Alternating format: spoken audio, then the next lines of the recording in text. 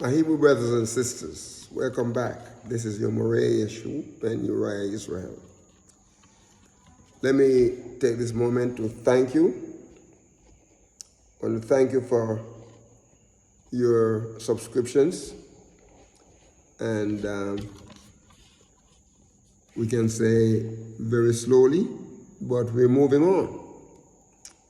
We are moving on.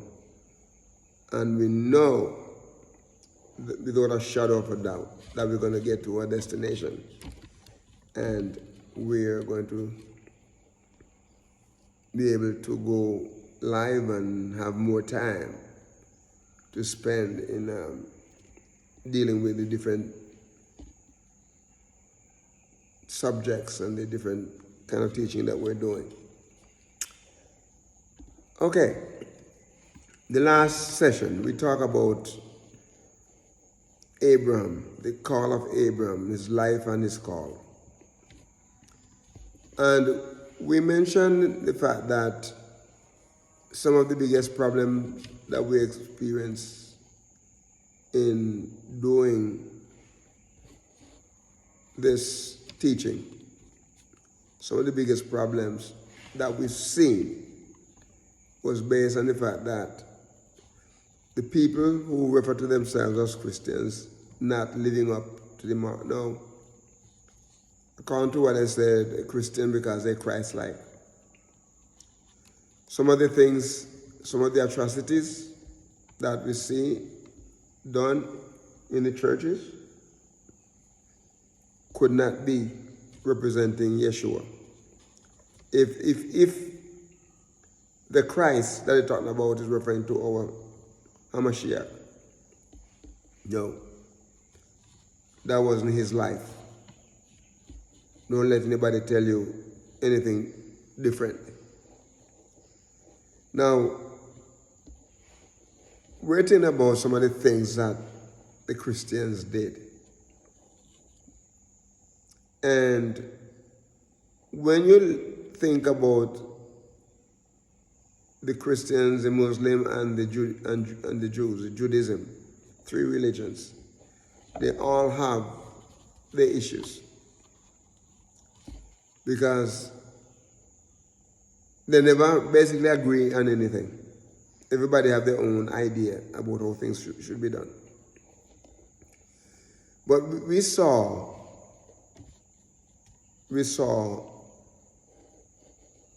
in history how,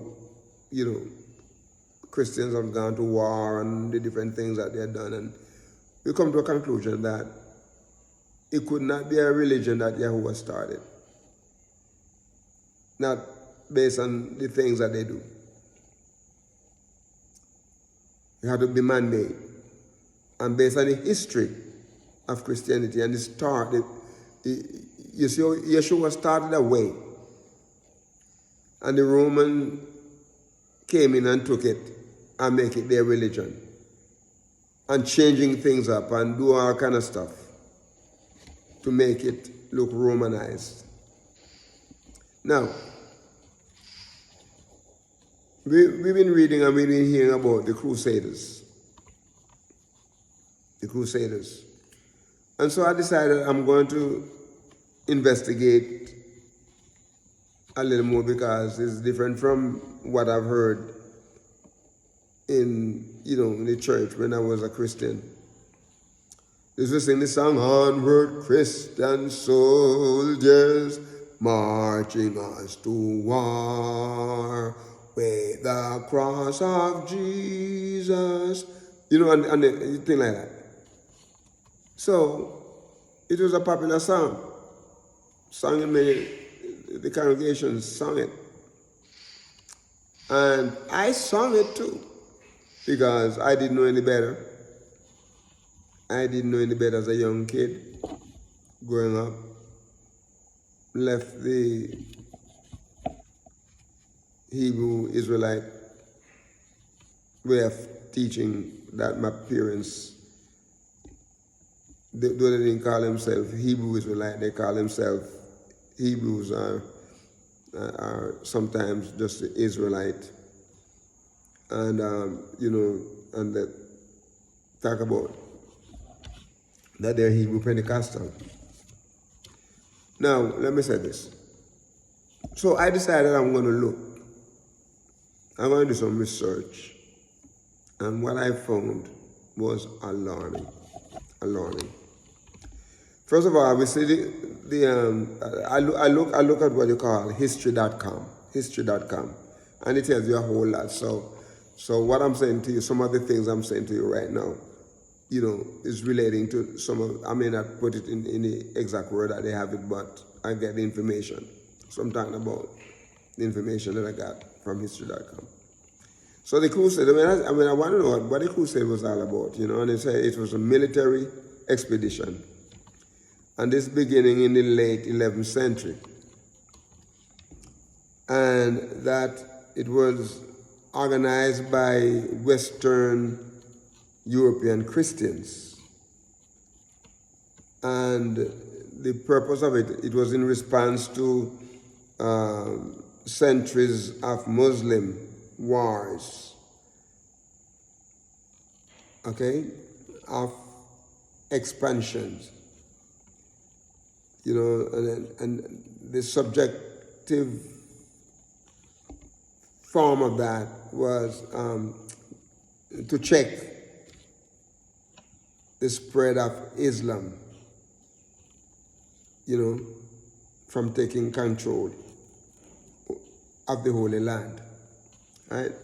So we see there that they march through, they were talking about the Byzantine Empire and all that, and a whole lot of these people that, through Turkey and all those people, they cross borders and they march. I want to march. Everybody want to go to Jerusalem. Everybody want to go to Jerusalem. So we see that by the end of the 11th century, the Western Europe had emerged as a significant power in its own right, though it still lagged behind other Mediterranean civilizations, such as that of the Byzantine Empire. Okay? And so, here, according to what I said here, that they march into Jerusalem, they besiege the Christians, they besiege Jerusalem, and they kill hundreds of men, women, and children. The Christians march into Jerusalem. Because you see what they want? They want to take control of the Holy Land. So they march into Jerusalem and they kill hundreds of Jews. Among these Jews were men, children, women, and children. Okay? And let me say this. This cross that they wore cross, as a symbol of the church. Those who joined, the armed pilgrimage wore a cross. They wore a cross as a symbol of the church. And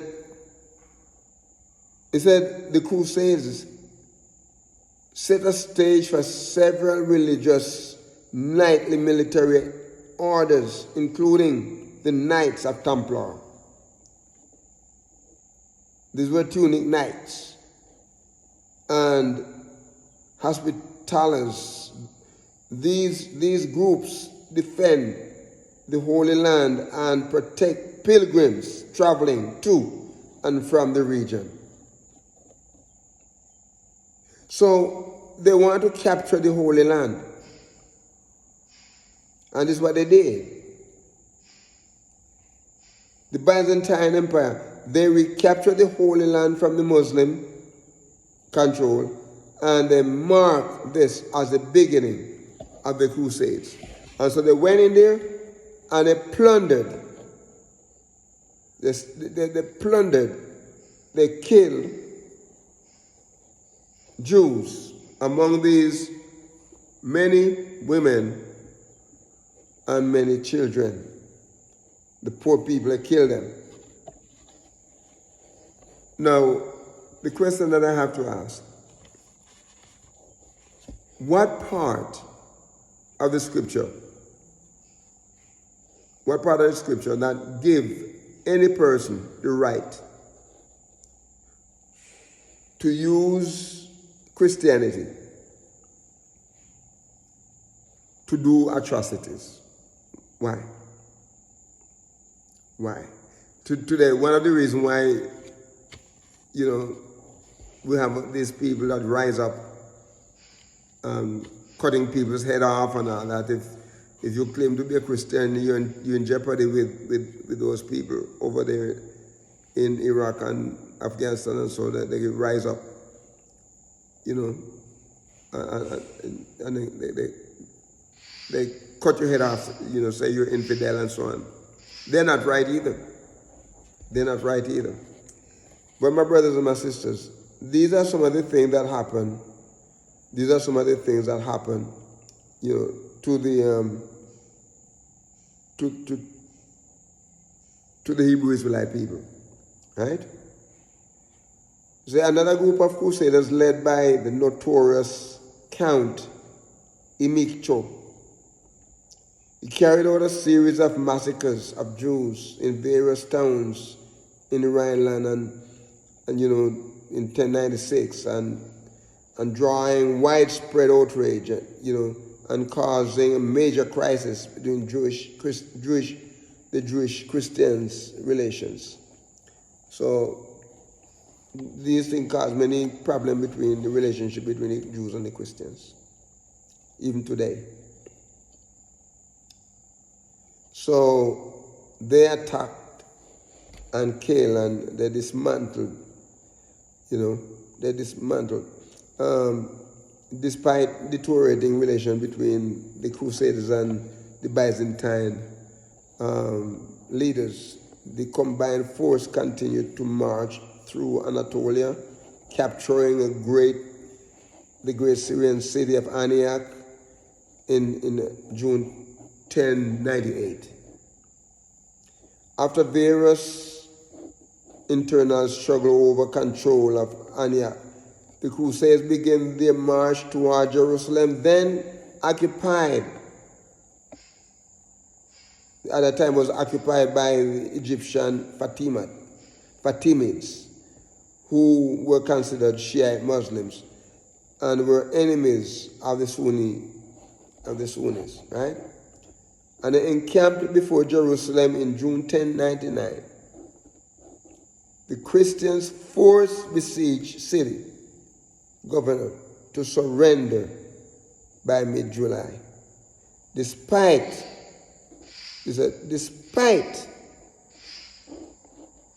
Tancred's promise of protection, the Crusaders slaughtered hundreds of men, women, and children in their victorious entrance into Jerusalem.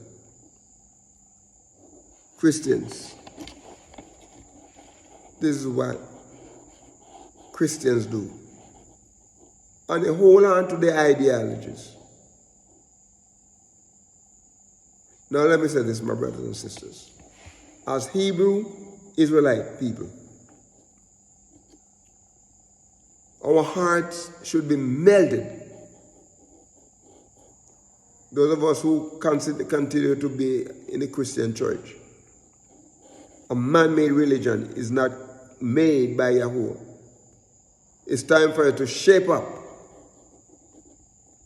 and get awakened to the light and come back to what Yahweh has called us to. Let us become strong and faithful for Yahweh in doing his work. We need to bring people back into relationship with him, and that is what he calls us to do, to be a light. Thank you for your subscriptions. This is your Moreh Yeshua Ben Uriah Israel. Most of you know me as Joshua Smith, my slave name. Shalom, and walk with the King.